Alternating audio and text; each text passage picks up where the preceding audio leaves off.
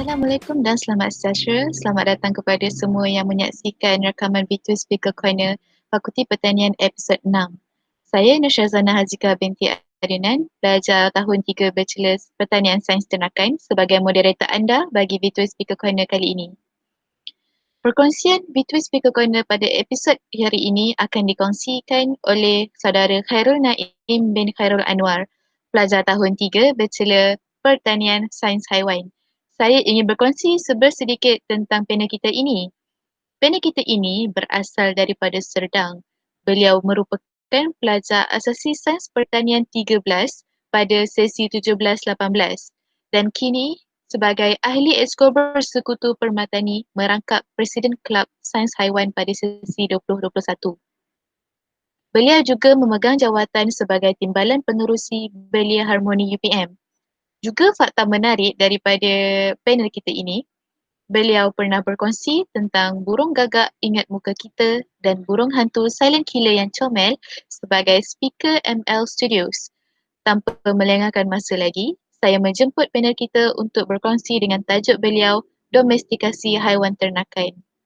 Terima kasih ucapkan kepada saudari moderator kita, Nur Syazana. Syaz ni classmate saya lah sepanjang pengajian di degree di UPM. Okay, jadi ini adalah tajuk perkongsian saya pada hari ini, domestikasi haiwan ternakan ataupun livestock domestication. Okay, bagi saya perkongsian saya ini tak terlalu berat lah untuk semua orang faham. Okay, seterusnya untuk pengenalan, domestikasi ataupun bahasa Inggerisnya adalah domestication. Domestication adalah sebuah proses penyesuaian haiwan liar untuk hidup bersama manusia. Dan haiwan yang telah domestik tadi tu akan digunakan sebagai haiwan peliharaan ataupun production ataupun untuk kerja. Dan haiwan liar tadi telah melalui proses kaedah selective breed bagi memperoleh keturunan berdasarkan ciri yang dipilih. Nanti saya akan terang balik. Dan haiwan liar tadi telah mengalami perubahan, haiwan domestik tadi telah mengalami perubahan genetik daripada spesies asal, dan perubahan genetik tadi tu juga telah menyebabkan sedikit perubahan lah pada physical appearance haiwan domestik nak dibandingkan dengan haiwan liar yang asal dia. Jadi haiwan domestik ni berlawanan dengan haiwan liar. Jadi sekiranya dia haiwan domestik, dia bukan haiwan liar, dan sekiranya dia haiwan liar, dia bukan haiwan domestik. Okay, seterusnya adalah haiwan ternakan ataupun livestock. Dia antara salah satu cabang lah di dalam haiwan domestik, iaitu haiwan ternakan. Jadi haiwan ternakan adalah haiwan yang dibesarkan di dalam industri pertanian sebagai tenaga kerja ataupun komoditi. Komoditi ni maksudnya sesuatu yang boleh membuatkan hasil lah, seperti daging, susu, telur, bulu dan sebagainya lah. Okay, haiwan yang pertama adalah lembu. Lembu ni kebiasaannya terbahagi kepada dua lah. Itu lembu pedaging dan lembu tenusu. Sebenarnya straight next kita ada kambing biri-biri ataupun sheep. Sheep ni dekat Malaysia tak terlalu famous lah nak dibandingkan dengan dekat overseas, sebab bulu sheep ni yang tebal ni membolehkan dia hidup di kawasan sejuk lah dengan lebih baik. Jadi next kita ada kambing. Kambing ni saiznya lebih kecil lah nak dibandingkan dengan sheep. Dan kambing ni famous lah dalam kalangan rakyat Malaysia. Orang kata kambing ni kecil-kecil dia comel, besar-besar dia sedap. Jadi seterusnya ada ayam. Ayam pun terbahagi kepada dua, ayam pedaging dan ayam penelur. Ayam ni antara industri yang paling top lah dekat Malaysia. Jadi next kita ada babi. Babi ni industri yang paling top dekat dunia. Dan farm babi ni dia paling power lah nak di-compare dengan farm chicken ataupun farm goat ataupun farm cow. Next kita ada kerbau atau buffalo. Kerbau ni special dia susu dia mempunyai kandungan lemak yang agak tinggi lah dan sesuai untuk dijadikan cheese ataupun mozzarella cheese lah kebiasaannya. Next kita ada kuda. Kuda ni serta negara dia tak menganggap adalah haiwan ternakan sebab jaranglah kuda ni diternak untuk daging ataupun susu. Sebab selalunya kuda ni sebagai haiwan rekreasi lah untuk ditunggang ataupun dan sebagainya lah.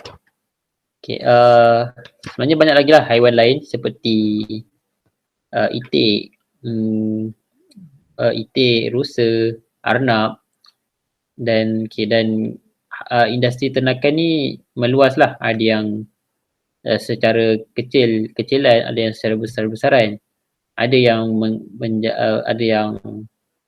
ada yang menggunakan sistem ekstensif, ada yang semi intensif, ada yang fully intensif.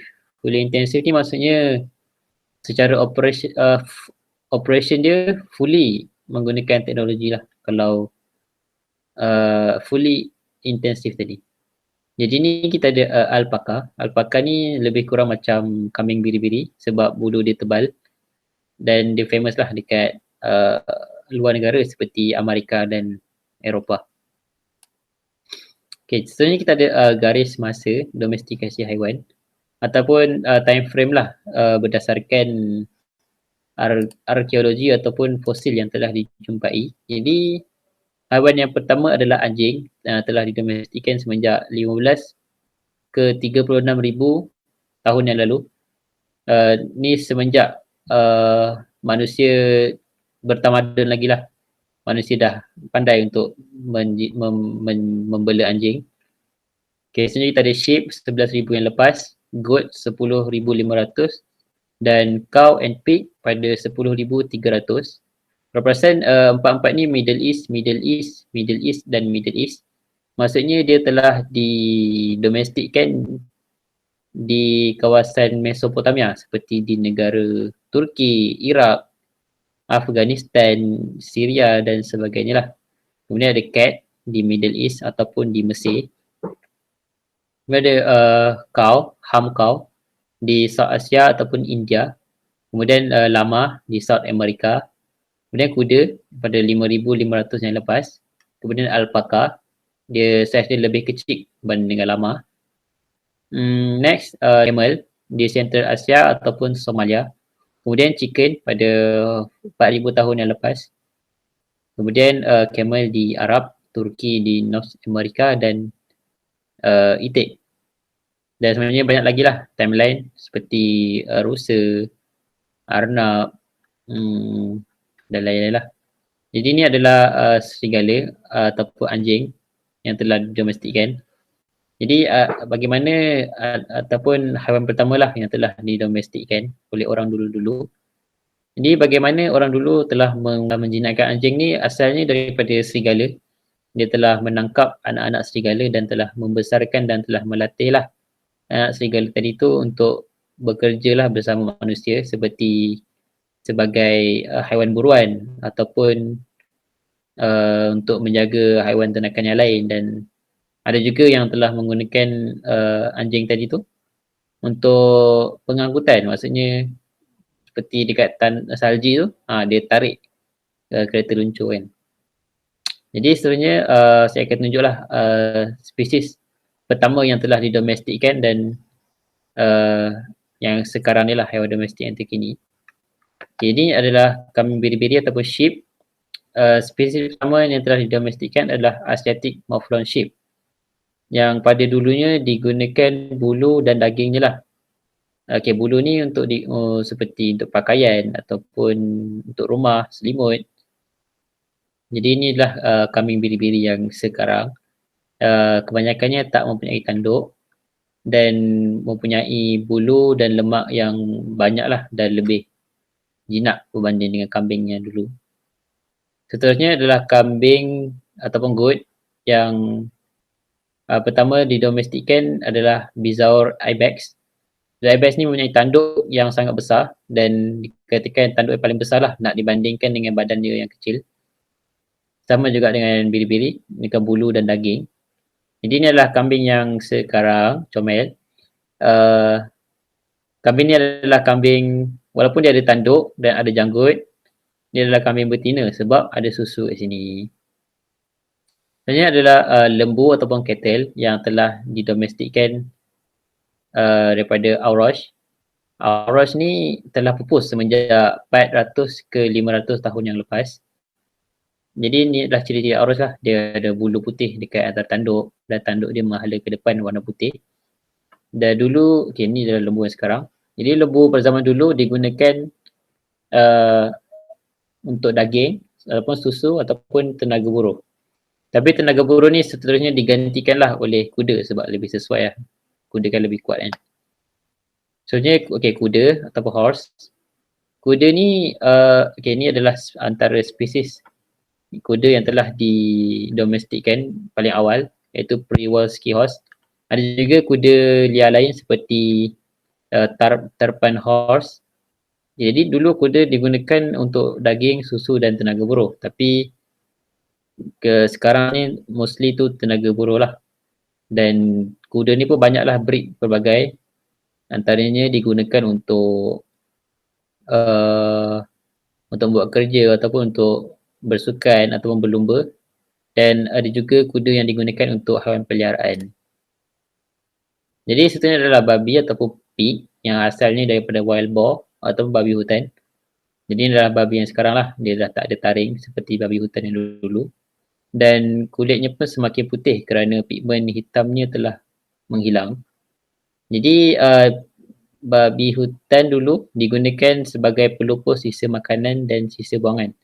Maksudnya kan manusia pun dah pandai untuk menternak lembu, kambing tadi, maka semakin banyaklah sisa daripada haiwan tersebut. Seperti sisa tinja ataupun bangkai-bangkai haiwan. Jadi babi ni lah akan tolong untuk membersihkan lah kawasan tersebut. Babi hutan ni dia tak sesuai untuk diternak untuk masyarakat yang suka berpindah randah sebab dia tak sesuai untuk berjalan jauh, nak dikomparekan dengan haiwan ternakan yang lain. Contohnya ayam ataupun chicken yang berasal daripada red jungle fowl ataupun ayam hutan lah. Jadi ini ayam yang sekarang yang lebih gemuk dan berisi banyak lah. Dulunya ayam ni digunakan untuk daging dan telur, tapi sekarang ni pelbagai lah. Seperti untuk membuat bulu ayam untuk menyapu habuk dan lain-lain lah. Sebenarnya adalah ciri-ciri haiwan untuk didomestikkan ataupun 6 ciri ni akan ditengok lah sebelum kita mendomestikkan haiwan tu. First adalah pemakanan. Haiwan tersebut perlulah herbivore ataupun omnivore kerana ataupun senang contohnya dia makan apa yang kita tak makan. Contohnya macam rumput lah. So sangat sesuai lah untuk kita domestikkan lembu dan kambing sebab dia makan rumput. Kan kita kan tak makan rumput kan. Sebenarnya adalah tumbesaran ataupun growth. Growth ni maksudnya dia cepatlah untuk membesar dan cepat untuk mencapai usia yang matang.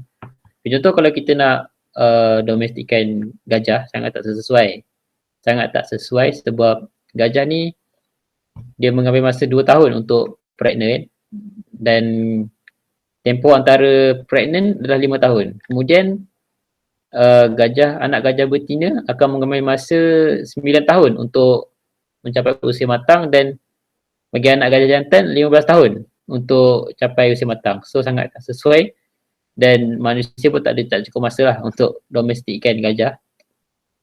Seterusnya breeding. Breeding ni maksudnya haiwan tu willing lah to breed for certain purpose. Nanti saya akan terangkan balik. Jadi sebenarnya tidak membahayakan manusia. Contohnya macam tak sesuai lah kalau kita nak memdomestikkan buaya sebab susah untuk kita nak tangkap dia, susah juga untuk kita hidup bersama dengan kita dan sebagainya lah. Sebenarnya tidak takut akan manusia, maksudnya haiwan ni gentle lah, dia bukan jenis penakut. Ataupun contoh kalau kita nak domestik zebra, tak sesuai.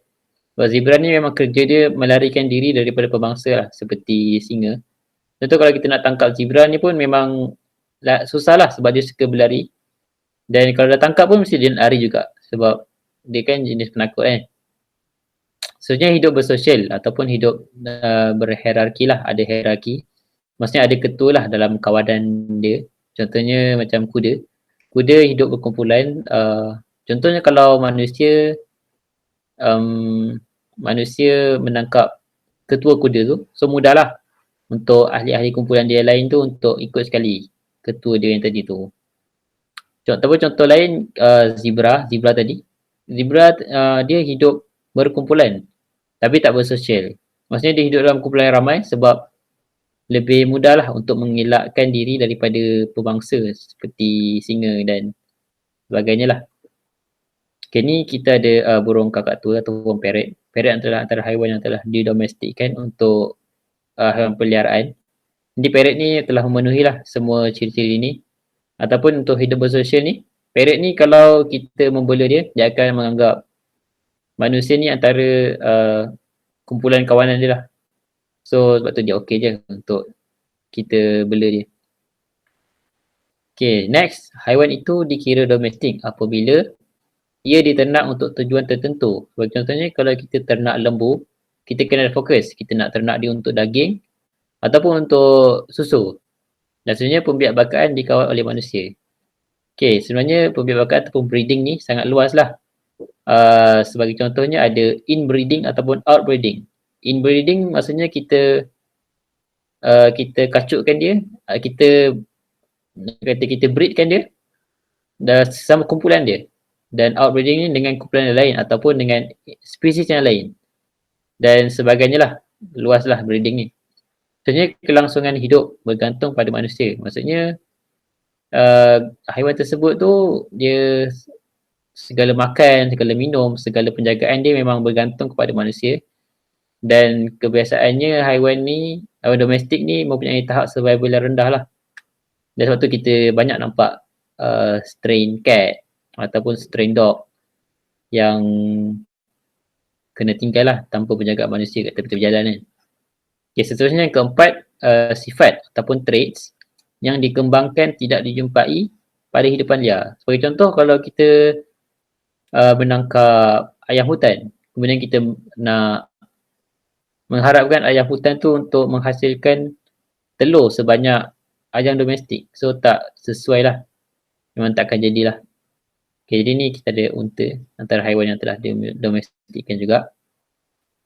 Okay, sebagai kesimpulan, ini adalah motto untuk Kelab Sains Haiwan, iaitu with knowledge and love, we value all animals. Maksudnya kita ni kena tahulah, kena knowledge. Haiwan tu dalam kategori mana? Sama ada dia haiwan domestik ataupun haiwan liar.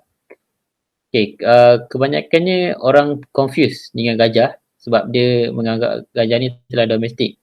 Sebab memang agak famous lah gajah ni dengan manusia. Contohnya macam sejak dulu lagi dia telah sertai perang dengan manusia dan banyak juga membantu manusia dalam membuat kerja-kerja seperti mengangkat kayu balak. Dan zaman sekarang ni pun banyak gajah digunakan dalam upacara perarakan dan sebagainya lah. Tapi sebenarnya gajah ni tak didomestikkan pun, tapi dia adalah kategori haiwan liar yang mudah untuk dijinakkan sebab gajah ni dia hidup berkumpulan dan mudahlah untuk manusia untuk hidup dengan manusia sebab dia akan menganggap manusia tu one of dalam kumpulan dia lah, dalam herd dia. Okay. Then with love, we value all animals lah. Maksudnya kita menghargai lah semua haiwan lah. Jadi ni ada musang. Musang antara haiwan juga yang telah didomestikkan tapi tak begitu meluas lagi. Jadi itu sajalah perkongsian saya untuk hari ini. Terima kasih saya ucapkan kerana sudilah untuk mendengar sehingga ke penghujung perkongsian. Minta maaf sekiranya tak mencapai expectation dalam tajuk saya tadi. Sekalung penghargaan saya nak ucapkan kepada para lecturer saya, khususnya daripada Jabatan Sains Haiwan lah yang telah mendedahkanlah saya kepada tentang pengetahuan mengenai haiwan domestik dan haiwan ternakan. Jadi ini ada Instagram saya dan Instagram Kelab Sains Haiwan. Ni ada angsa juga haiwan yang telah didomestikkan. Jadi sekian sajalah. Jadi saya serahkan kembali kepada saudari moderator kita.